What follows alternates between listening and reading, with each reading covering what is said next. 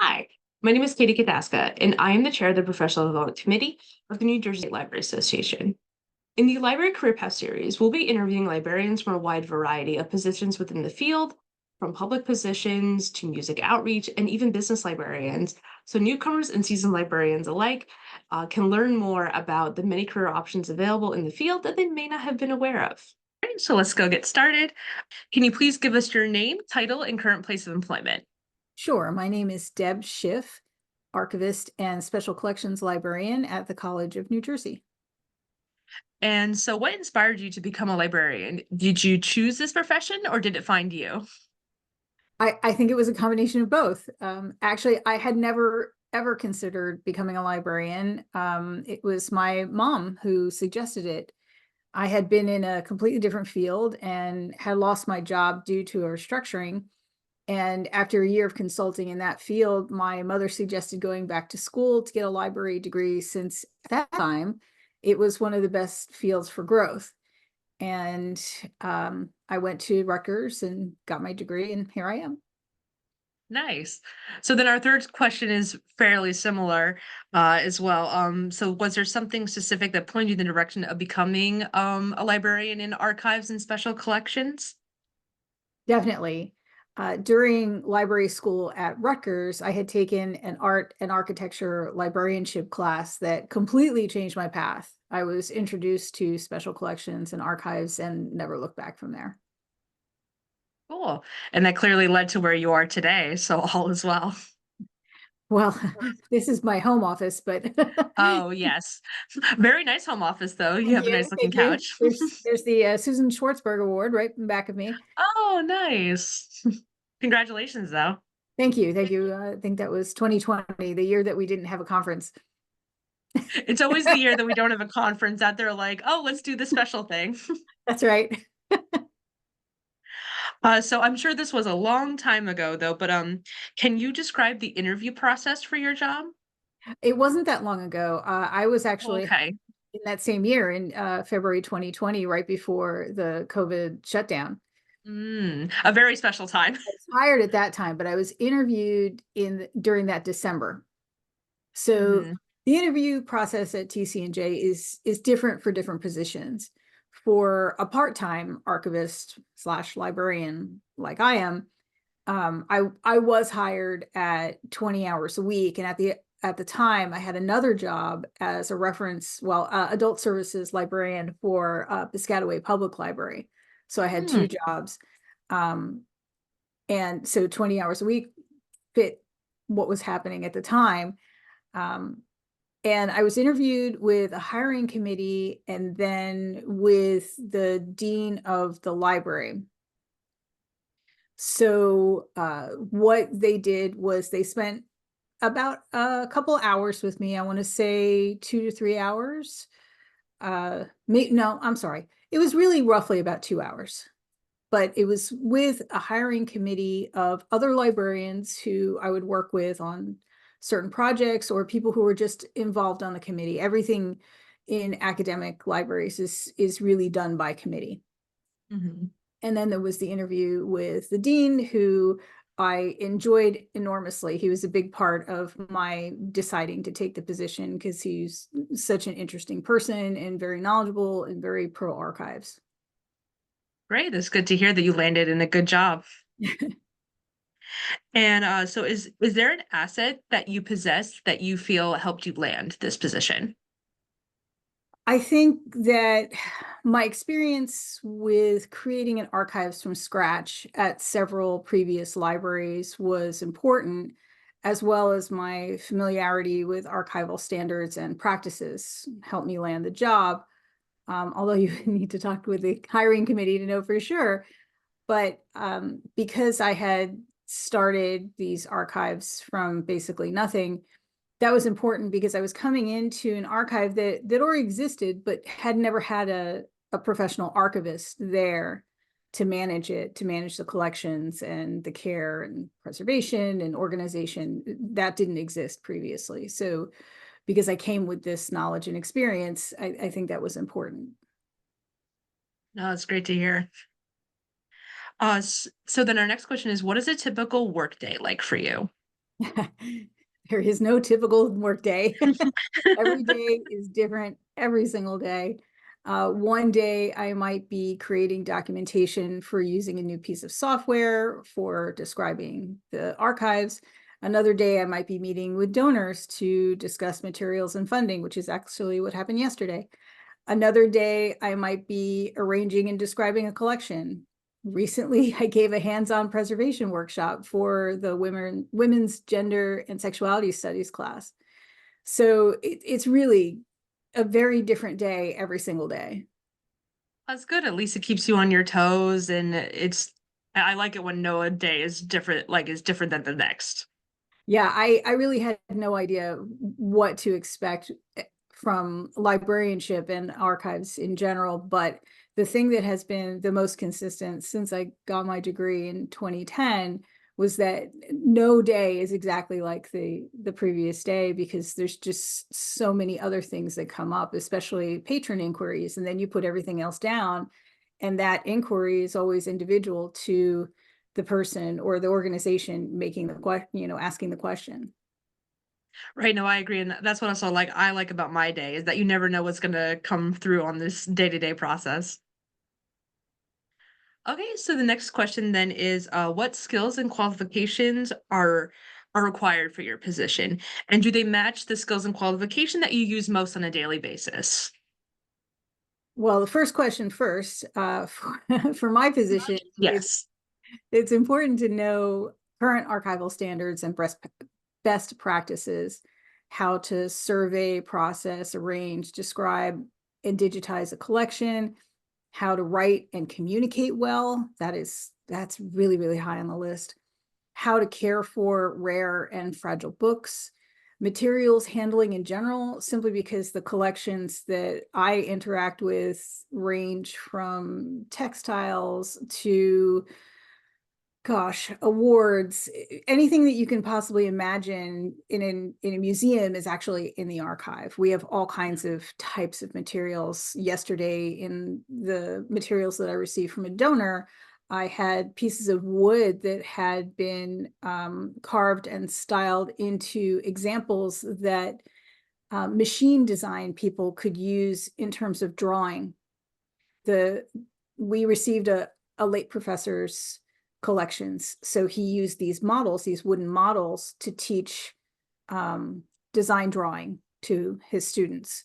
So Mhm. just anything you can imagine wind up in there. So learning how to handle and preserve these materials is key. How to work with donors. I work with donors all the time. They do not teach you how to work with donors in library school.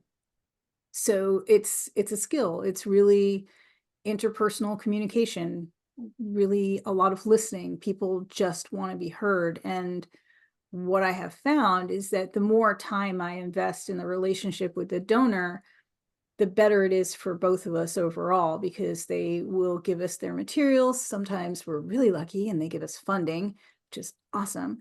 And also they give us information about the materials, whether the information is about the person or the subject of the collection in general, or just background information that's really helpful in writing a finding aid. How to work with student workers and how to manage large and small projects. So project management is something I come with. Sometimes it's tricky because you know, situations change at organizations all the time, especially during these times of so much flux. You know, you lose employees or you may gain employees. Different people have different learning styles. So being able to work and manage people, especially student workers, is really important. Um, I'm working on a very, very large grant project. It's a 3-year project. We're in year 2, and there are lots of moving pieces. So being able to do all of that, plus manage the other work that comes along, is definitely key. Um, let's see. So do they match the skills qualifications that you use most on a daily basis?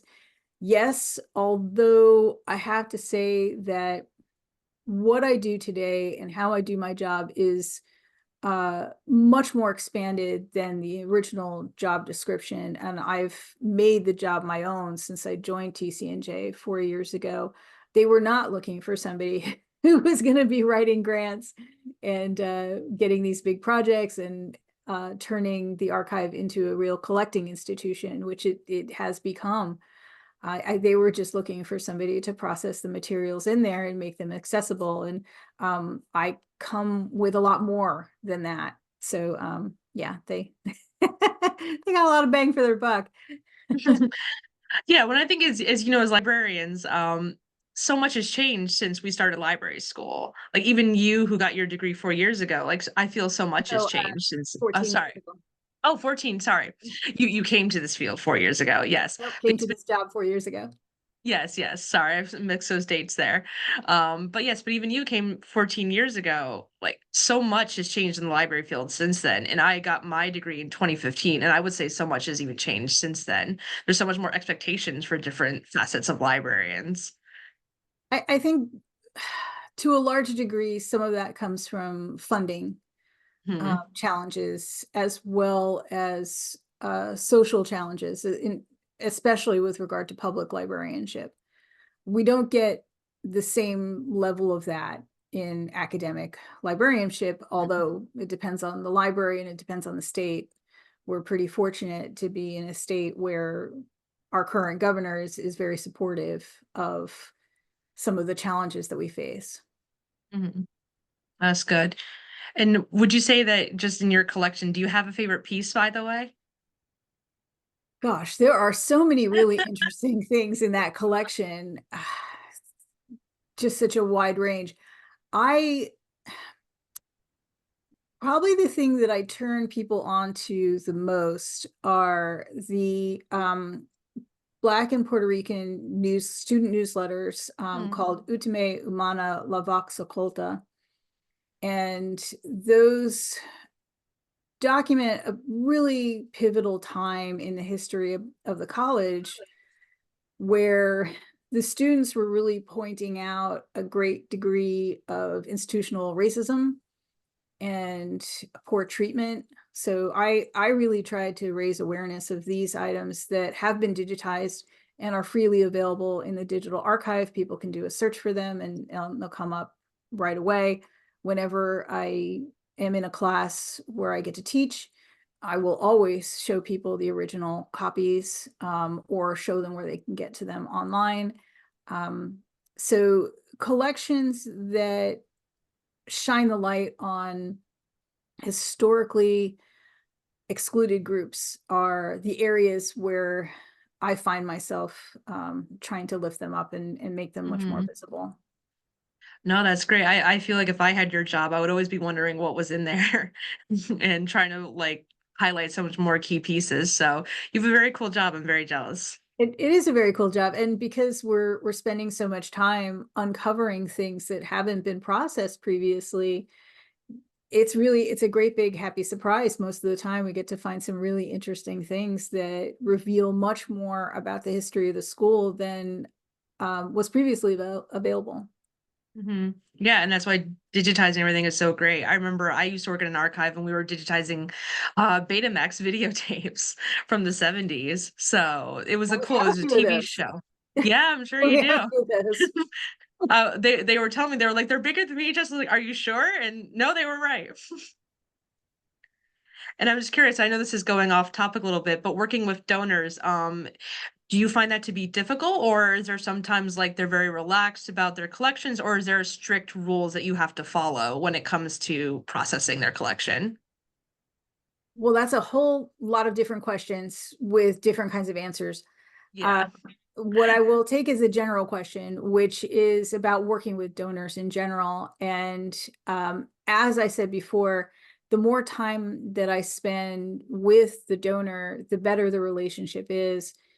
So whether it's a former president of the college or a professor emerita who I have been working with doing her oral history. She's incredibly fascinating woman, literally co-wrote the book on the history of early childhood education in the United States. Oh, wow. He calls it the tome. It's like this big, Hmm. really big. But she's really interesting, and I've been sitting with her month after month, one session a month to do her oral histories. And Hmm. she has given us an incredible gift, not just in those, but also financially, that has helped us a great deal. Sometimes people just want to give you their stuff to get it out of their house, Hmm. and that's the end of the relationship. Other times people just keep coming back and say, I went back into my mother's house and I found something new in the attic. And, the grandmother was a normal school graduate back in the 1920s and that kind of thing. So it really depends on the donor. Um, as far as fast and hard rules go, we use a deed of gift with terms attached to them. So the deed of gift is the document that I created in conjunction with college counsel to legally trace the ownership from the donor to the college. And the terms describe the responsibility of the donor as well as the recipient, which is the college. So that's the formal paperwork that goes along with that donor relationship. Hmm. Yes, no, thank you. Sorry, I was just curious about the process. So, but no, thank you for answering that. That's very interesting and informative. I think it's super interesting how people come across these collections and want to offer them. So I was just curious about the process. Yeah, people sometimes this one person recently just sent me an email out of the clear blue saying, we have a book that says, boom, stamped the New Jersey State Normal School in Trenton in the back of the book, which is what they used to do in the library. And she showed me pictures of it, and I said, well, given the condition of it, and the fact that it hasn't been part of our collections for some time, we're going to say no, thank you. But thank you for thinking of us. Oh, no, that's sweet though. Okay, and our next question is one of my favorite questions is what is the best thing about your job and what is your least favorite? Well, the best thing is probably a tie between working with fun and interesting materials and the relationship building with potential campus partners as well as donors. And I think I've talked a great deal Hmm. about donors, but campus partners, I've been working over the past couple of years a great deal with the chair of the Department of Women's, Gender, and Sexuality Studies.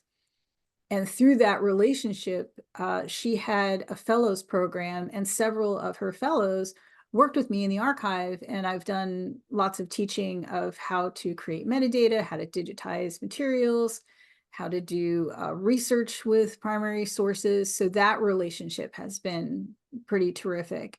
And they're creating their own archive to document the 50 years of that department. So That's really that's cool. really cool. Least favorite, uh, I I think my least favorite thing is having to spend so much time following up with people on emails that I've sent. But that's not specific just to this job. I think that's just in general. That is just a gigantic pet peeve of mine. No, I understand completely. Like I even make notes being like follow up with so and so in 2 days. Like so I get it, but like you said, I think it's an every person job. Okay, and our next question is what are your salary expectations and does your current job meet them? And are there opportunities for growth in your current position? Well, I will address the last question first. Are there opportunities for growth? Well, because I'm part-time, I'm Hmm. not on the tenure track, but I am still faculty. So if by some reason there's a gigantic windfall of money, which may or may not happen, and my position, the dean applies for my position to become full-time, then I will become a tenured track librarian as soon as that happens, because all full librarians at the College of New Jersey are automatically tenure track because we are considered faculty. Hmm. So that's an opportunity for growth right there. Back to salary expectations. My salary expectations are pretty reasonable given the length of time that I've been working professionally as an archivist and the degree of my experience and my background professionally. My current pay is a bit low for my level of experience, and that is because I came in low. And as a part-time person, the expectations are lower. So if the position ever gets to be full-time, there will be an adjustment in salary, and then it'll be comparable. And if a full-time position were to open up, do you know what the tenure track process would be like?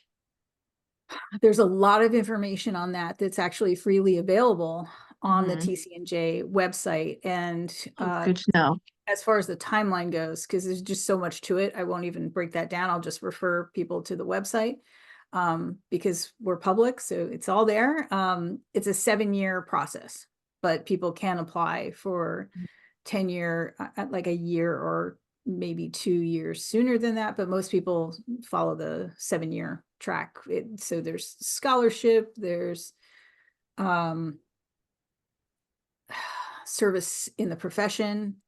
Are you publishing? Are you taking part in committees on campus? Are you teaching? There are lots of different aspects to achieving tenure. Yeah, I know it's a very varied process. I know a couple people going through it, so I'm always just curious how that works. Okay, so the next question is, what advice do you have for new librarians or graduate students about to enter the field? Oh gosh, I am full of advice for for new librarians and archivists and graduate students that might be entering the field, or even just associated fields. The best advice I can give is to be flexible and try as many different things as possible. Find what you love to do. No job is perfect. I love what I do and consider myself very lucky.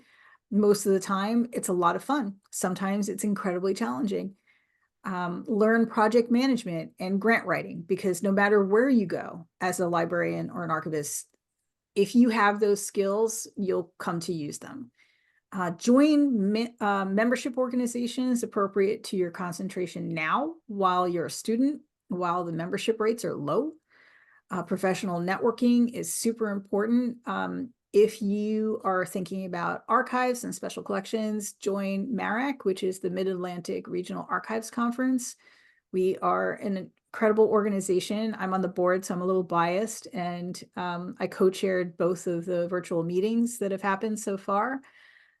We have lots of committees that need help, and we have really great conferences, great bang for the buck. And of course, New Jersey Library Association, if you aren't already a member, I'm guessing that they probably are members if they're watching this. What else is good? The Princeton Preservation Group, which is another incredibly reasonably priced organization. I think it's like $5 to be a member. And they have really good, useful presentations. Any opportunities that you can take to get hands-on experience in the job, that's really high up there. Whether if you can afford to volunteer or get an internship in an organization, get the hands-on experience, that's really critical. No, I agree. I did so many internships, but I learned so much through them. So I highly recommend those as well if you can afford and are able to do so. Okay, and the next question is, so what do the job prospects look like for your type of position? It depends where you are. It seems that there are jobs available, and if people are flexible and they can move to the job, that's great. I'm not in that position, so I look for jobs in New Jersey, especially here in central New Jersey. But the pay levels advertised in entry-level positions are really low. I'm amazed at how low they are, because they're really not paying living wages, and that is terrible. It just is terrible. So having some training in digital archives will go a long way to getting higher paying positions. That's being able to write yourself into a grant or becoming really necessary in an organization, because if you can write yourself into a grant, you can write how much that you're interested in being paid, within the constraints of what the human resources department will allow, depending on the organization. It depends on the organization. Yeah, New Jersey, there are a few positions, but there seem to be more positions available elsewhere for this kind of work. But yeah, it's a little challenging right now for folks. I wish that that was different, but that's just the case. New NJLA does something really important in that when it advertises positions, it says whether it meets the minimum salary requirement or not. So spend time on the NJLA site looking at the jobs that are advertised at the salary positions or above. Right. And I know they have a new posting about recent changes in maximums and minimums. So that is good to know as well. Yeah. I don't know about other library associations, but I can tell you that Merrick has a job board and it doesn't give that distinction because it's a regional organization. So it depends on each state. Each state has its own minimum. Yeah, yeah. And I know they're looking into like changing the laws about payments and everything recently. So we'll see what happens. Okay, and the next question is so what has been your biggest challenge in this profession? I know we went over a little bit already, but It's tough because there are a lot of challenges. Not having enough resources to be able to do the best job possible is probably the top one. I've worked for a lot of organizations, including public libraries, that are underfunded, especially when it comes to local history. Being able to write grants and get funding is a valuable skill that doesn't go unnoticed. I can't drive that home hard enough, that if it wasn't for the grant that I'm on, things would be very, very different. yeah, that makes sense. Like sometimes like we've had to apply for grants to have programs here at the library. I work in a public library. So that's sometimes just the way you have to go about things if you want to offer certain things to your community. But that's how we have to go here working at libraries. So it just is what it is. Okay. I don't believe that Sorry, go it ahead. has to be that way. I No, I it don't shouldn't believe it have has to to be be, that way. but But it's going to take a lot of concerted effort to change the way things are. mhm. Yeah, I think we've started that conversation. I know Brett at NJLA is working with even changing the laws and working with government. So who that might change in the future, who knows? But we'll see what happens because I try to be optimistic about the future of libraries. I think more and more people are starting to realize the benefits. Okay, and the last question is, are there any accomplishments during your library career so far that you are particularly proud of? Well, uh, receiving the Schwartzberg Award is meaningful because it comes from colleagues. Some colleagues nominated me for that, and that really it means a lot. Um, Getting the big 311,000 federal grant is another one I'm proud of, because that was a big lift in a short amount of time to accomplish it. And I was going through some stuff going on in my personal life with my health at the time. So there was just it was a lot of really tough things, and to be able to get that grant in the middle of a big storm was a big deal. Um, a few years back, I ran a successful statewide program to teach non-archivists how to care for, organize, and make their collections accessible so that the historic record includes more historically excluded groups. That is a particularly important accomplishment to me. And it kind of changed the way that, I want to say probably about 20 organizations do their work throughout the state of New Jersey. And it taught people how to teach other people how to do this. So that I think that's probably my long lasting legacy. Maybe, we'll see. I'm not done yet. Well, hey, there's still time. There's still time. We'll see. Yeah.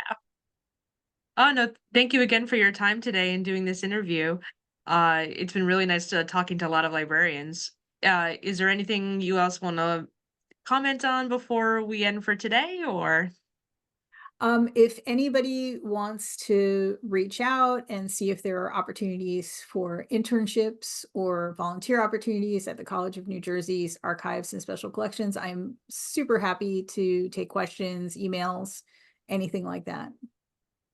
Great. Well, again, Deb, thank you so much for today and everything. This has been really nice getting to know you and your history in libraries. And I'm sure the future will be interesting, especially since you receive so many nice materials and collections.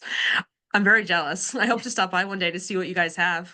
Oh, thanks, Katie. I'd be very happy to have you. And it was very nice meeting you. Yeah, you too.